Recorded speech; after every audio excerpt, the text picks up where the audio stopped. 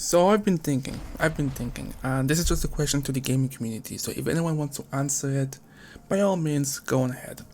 But I've been thinking about this. Is it wrong to ask for gaming credentials? Now you might be asking yourself, what do you mean by gaming credentials? Well, basically I've noticed that in recent months, years even, we've had so many people talk, preview, and review games that they've never beaten.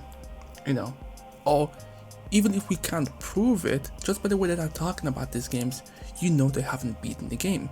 So is it wrong that going forward, if you're going to review a game, or if you're going to claim that you played all these games, you should have your credentials available online for people to kind of like fact check to ensure that you've actually played the game that you've claimed that you've played. Now, of course, if I'm gonna make this claim, I have to back it up. If you go to my website, omnigeekempire.com, you will see on the right side, I think you have to go to the desktop, but you can also see it in the mobile phone if you scroll down far enough. You will see my gaming credentials. I don't hide my platforms. I let people know all the games that I've played, and I only review games that I've played and beaten. And I think that's important because a lot of people like to, so before I go on into this, I need to acknowledge that sometimes game companies they be screwing up these journalists, their reviewers, giving them games like 2 days or 1 day before game release. I understand that sometimes you want to get that game out quickly enough, so it's partially to blame on the game company's side, but let's just say for argument's sake that they've given them good allocated time, 2 weeks in advance for them to review the games. If you're still not able to beat the game, should you drop a review? Many will say yes, because they want to catch the algorithm, they want to catch the buzz, the clicks and all that stuff, but at the same time you're not giving an authentic experience of the game. You might say, oh wait, I'm already like 95% done with the game, the last 5% won't really change my opinion that much, but it could actually. It could, especially if it's a story oriented game. The ending can very well destroy an entire series. You may not believe it, but it's true. Look at Games of Thrones. No one's talking about it anymore because the ending was so garbage that people just didn't care anymore. But look at Batman The Dark Knight series. The ending was so well done that people still talk about it to this day. That's the difference.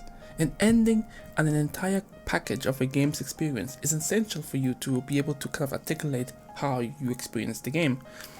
And I've noticed that a lot of people essentially, they don't like it, game journalists that I'm talking about here, they don't like it that you have to ask them to show their gaming profiles. Now, let's just say they don't want to give out their personal, gaming tag because, you don't want to be harassed online.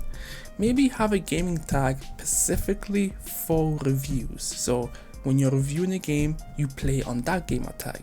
So that way, you can always show your audience that yes, I have beaten the game. Here's the gaming tag that I've played it on, and here's me confirming it by dropping a message or doing something that will prove and verify that is indeed your account. I think it's time now that we actually started doing this.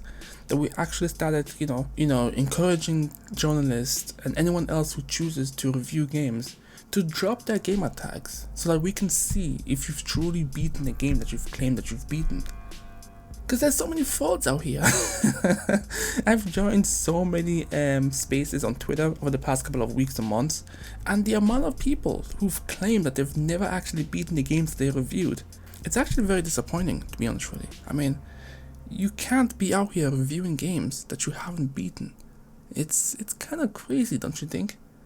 It's kind of, I would say, a little bit dishonest because you're dropping a full-blown review of a game that you haven't beaten, and you're pretty much, in a way, they kind of trusted voice for me to spend 60 euros on a game. So if you didn't beat your game that you possibly got for free, I mean, come on, bro.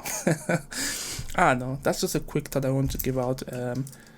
Just a quick opinion. Should game journalists drop their credentials so we can see what type of games that they're playing and if they're beating the games that they're claiming to beat? You know what I mean? That's why we have. That's why we have trophies. That's why we have all these achievements, so that we can see the accomplishments of people who claim to have done something in the game. That's just my thoughts and opinion. Let me know what you guys think. I'll catch you guys next time. Peace.